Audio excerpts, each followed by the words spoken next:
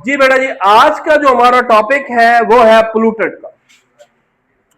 Pollutant क्या है? हम कहते हैं पोल्यूटेंट्स का लफ्ज इस्तेमाल किया जाता है हार्मफुल अज्जा के लिए।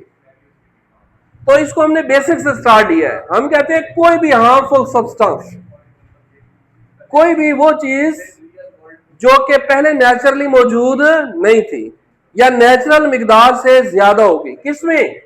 इन द एनवायरमेंट, माहौल के अंदर। अब माहौल में जमीन के अंदर हो गई, पानी के अंदर होगी, हवा के अंदर होगी, हम जनरली उसको क्या बोलेंगे? पोल्यूटेंट बोलेंगे। एयर पोल्यूटेंट क्या होते हैं? फिर ये पोल्यूटेंट की एक टाइप है, यानी कि इसी तरह फिर आपके वाटर पोल्यूटेंट्स भी हो सकते हैं। एयर पोल्यूटेंट में हम कहते हैं कि ऐसे हार्मफुल सब्सटेंस जो कि मौजूद है किसमें? एटमॉस्फेयर में। हमने पिछले चैप्टर में एटमॉस्फेयर की कंपोजिशन पढ़ी थी, जिसमें हमने कहा था कि ऑक्सीजन इतने परसेंट है, नाइट्रोजन इतने परसेंट है, कार्बन डाइऑक्साइड इतनी है, आर्गन इतने परसेंटेज है। अब उस गैसेस के अलावा कोई और गैस एटमॉस्फेयर में ऐड हो गई या उन गैसेस की परसेंटेजेस में क्या आ गया? कोई डिस्टर्बेंस आ गई, तो ये क्या कहलाता है? एयर पोल्यूटेंट कहलाता है। एयर पोल्यूटेंट्स की दो टाइप्स हैं, एक प्राइमरी पोल्यूटेंट और दूसरा कौन सा है? सेकेंडरी। प्राइमरी पोल्यूटेंट की डेफिनेशन ये कहते हैं कि ये बनता है कंबस्शन ऑफ फॉसिल फ्यूल से।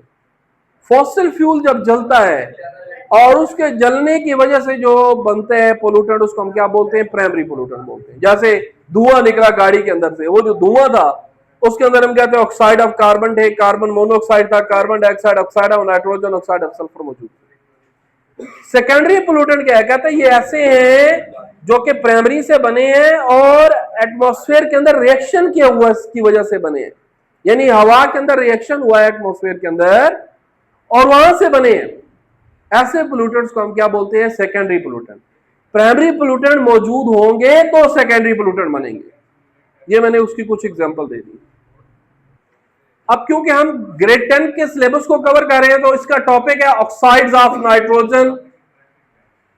माहौल में कैसे आई, एयर पोल्यूटेंट कैसे बनी, इसको एक दफा ब्रीफली बुक से भी कंसल्ट कर लीजिएगा।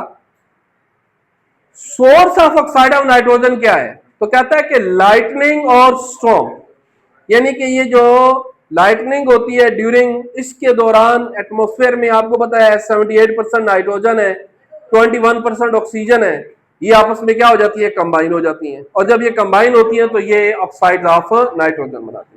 ये मैंने जो नॉक्सेस लिखा है ना, ये एक्चुअली आपके ऑक्साइड है, नाइट्रोजन ऑक्साइड या नाइट्रोजन डाइऑक्साइड, हम इसको नाइट्रिक ऑक्साइड भी बोलते हैं। फिर क्या है? Combustion of fossil fuel. तो आपको पता है फॉसिल फ्यूल हम बहुत ज्यादा बर्न करें, ये फॉसिल फ्यूल के बर्न होने से भी ऑक्साइड ऑफ नाइट्रोजन जो है वो क्या होती है? बनती है। और भी बहुत सारी गैसेस रिलीज होती है, लेकिन उसके साथ साथ ऑक्साइड ऑफ नाइट्रोजन भी रिलीज होती है। ये बड़ी इंपॉर्टेंट पॉइंट है कि नाइट्रोजन के ऑक्साइड जो है वो प्रोड्यूस कर रहे हैं सेकेंडरी पोल्यूटेंट को। एसिड रेन आपका सेकेंडरी पोल्यूटेंट है, यानी कि अब सेकेंडरी पोल्यूटेंट को बनाने में हेल्प कर रही है। वो कहता है कि ऑक्साइड ऑफ नाइट्रोजन जब एटमॉस्फेयर में होता है ना, तो ये क्या करता है? ये रेन वाटर से कंबाइन हो जाता है। बारिश का पानी जब बारिश होती है, जब ये रेन वाटर से कंबाइन होता है तो क्या बनता है? एसिड रेन बनती है। अब जब ये रेन वाटर से कंबाइन होता है तो ये बनाता है HNO3, नाइट्रिक एसिड। ये नाइट्रिक एसिड रेन वाटर में है। अब उसके साथ साथ also act as a catalyst, ये बहुत सारे और सेकेंडरी पोल्यूटेंट्स बनाने में हेल्प करती है।